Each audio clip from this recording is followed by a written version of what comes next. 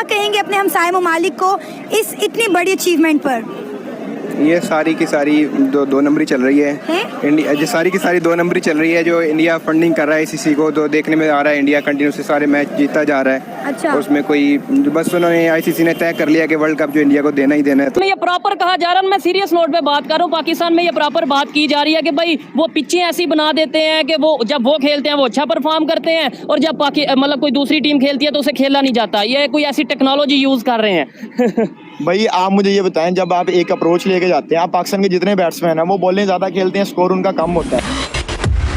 नमस्कार दोस्तों, जय हिंद। तो दोस्तों, जैसा कि आप सभी जानते हो कि जब से भारत के अंदर वर्ल्ड कप स्टार्ट हुआ है और भारत ने वर्ल्ड कप में जितने भी मैच खेले हैं, तो भारतीय क्रिकेट टीम एक भी मैच नहीं हारी। चाहे इंग्लैंड हो या फिर कोई और टीम हो, भारत ने इस बार वर्ल्ड कप के अंदर धूम मचा कर रख दी हो। चाहे बॉलर हो या फिर बैट्समैन, सभी ने सभी देशों के खिलाड़ियों के छक्के छुड़ा कर रख दिए हैं। परंतु भारत की यह बड़ी जीत पाकिस्तानियों से बर्दाश्त नहीं हो रही है, और पाकिस्तानी यह बोल रहे हैं कि भारत की यह चाल है, भारत ने मैच फिक्स किए हैं या फिर विदेशी खिलाड़ियों को पैसे खिलाए हैं। क्योंकि अभी हाल ही में इंग्लैंड से जो मैच हुआ भारत का, उसमें भारत ने 100 रनों से इंग्लैंड को हराया है, जिससे पाकिस्तानी सुन्न पड़े हुए हैं। अब आइए इस पूरे टॉपिक पर पाकिस्तानी मीडिया का रिएक्शन हम देखते हैं। ये प्रॉपर कहा जा रहा है, मैं सीरियस नोट पे बात कर रहा हूँ। पाकिस्तान में ये प्रॉपर बात की जा रही है कि भाई वो पिचें ऐसी बना देते हैं कि वो जब वो खेलते हैं वो अच्छा परफॉर्म करते हैं, और जब मतलब कोई दूसरी टीम खेलती है तो उसे खेला नहीं जाता। ये कोई ऐसी टेक्नोलॉजी यूज कर रहे हैं।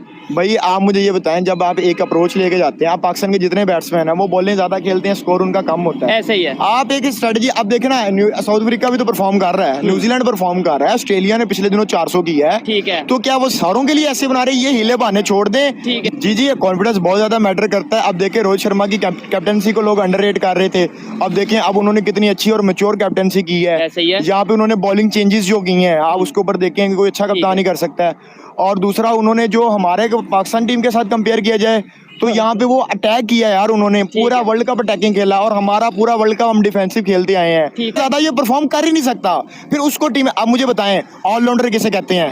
बेन स्टोक्स ऑलराउंडर है, उसे ऑलराउंडर कहते हैं। हार्दिक पांड्या ऑलराउंडर है, उसे ऑलराउंडर कहते हैं। बेन, उसके बाद आप चले जाएं मोइन अली पे चले जाएं, ठीक है। उसके बाद अब ये क्लासन है जो साउथ अफ्रीका का, इसे ऑलराउंडर कहते हैं। हमारा ऑलराउंडर कैसे बनता है? शताब खान, वाह जी वाह। यार बॉलिंग अच्छी कर लेंदा है, नाल बैटिंग भी कर लेंदा है, ठीक है, मतलब गुजारा कर हाँ, नाल सीधियां गेंदा भी खेल लेंदा है। चलो जी, ये साडा ऑलराउंड गया। अब लोग बाबर और विराट को भी कंपेयर करते हैं, मैं कभी भी कंपेयर नहीं करता। बाबर की वो स्ट्रेटजी, बाबर एक, मैं आपको सही बताऊं, शायद पाकिस्तानियों को मेरी बात का गुस्सा लगे, बाबर एक ऑर्डिनरी बैट्समैन है, इससे ज्यादा कुछ नहीं है। शायद उसमें ये हो सकता है कि टाइम के साथ साथ, मतलब ये है कि थोड़ा टाइम के साथ क्या, आप मुझे ये बताएं, पिछले मैच में उसको 3 फ्री हिट मिली हैं, 3 फ्री हिट पे उसने कितना स्कोर किया? 7 स्कोर किया।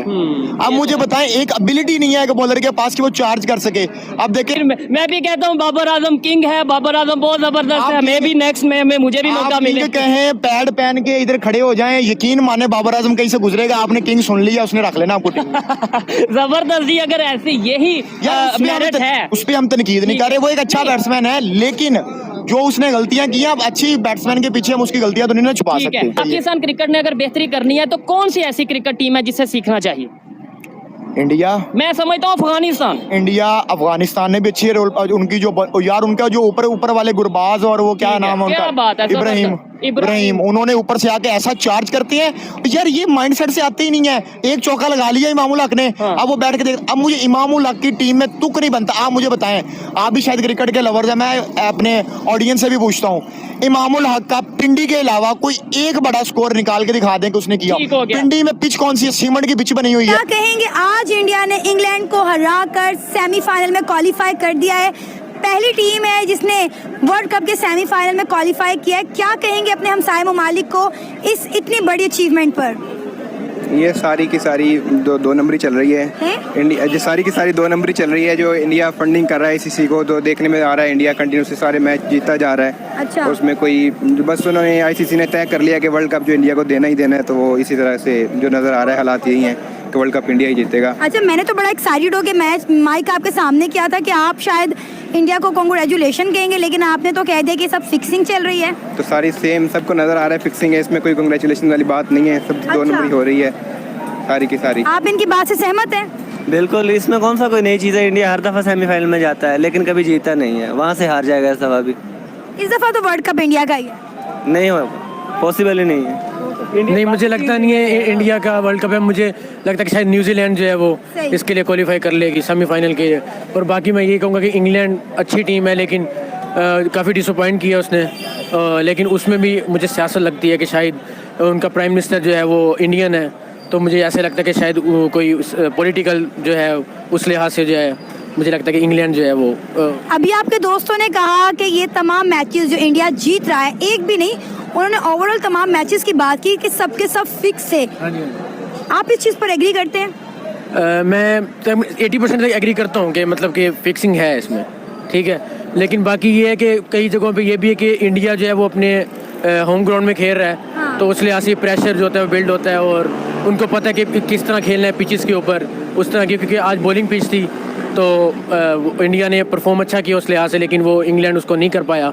लेकिन मैं बाकी ये कहूँगा कि पॉलिटिकल भी हो सकता है इसमें काफ़ी हद। अच्छा, मैं मानती हूँ कि हम पाकिस्तानी हैं, हम उस तरह से नहीं खेल पाए इंडिया जाकर, हमें दुख है हारने का, लेकिन अपने दुख की वजह से दूसरों को इस तरह नहीं कह सकते कि भाई मैच फिक्स था, ये था।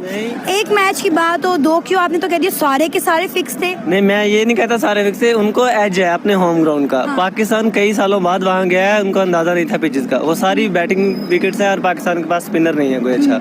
और दूसरी बात ये है ये कि हमारी गलती है ना कि हम अच्छी टीम नहीं लेकर गए। एक ये भी हमारी भी गलती है। और दूसरी बात देखें ना, कल जो साउथ अफ्रीका के साथ मैच हुआ है पाकिस्तान का परसों, उसमें जो LBW था, अंपायर ने वो LBW आउट नहीं दिया। वो सारी ICC की गलती थी। वो अब माफ़ी मांग रहे हैं, अब क्या फ़ायदा, अब तो 2 पॉइंट्स चले गए हमारे। एक मैच में चले मानते हैं उनकी गलती, बाकी मैचेस में हमने क्या किया आप मुझे बताएं। हमारा इंडिया वर्सेस पाकिस्तान 14 अक्टूबर को इतना इंपॉर्टेंट मैच था, हमने उसमें क्या किया। उसके बाद हम अफगानिस्तान से हार गए जिससे हम आज तक नहीं हारे, तो क्या इसमें भी इंडिया की गलती है? नहीं, इंडिया वाले मैच में तो सारा का सारा 1.25 लाख क्राउड था जो इंडिया का सपोर्ट कर रहा था। बाहर से नारेबाजी हो रही थी, पाकिस्तान को कोई एक भी सपोर्टर नहीं था अंदर।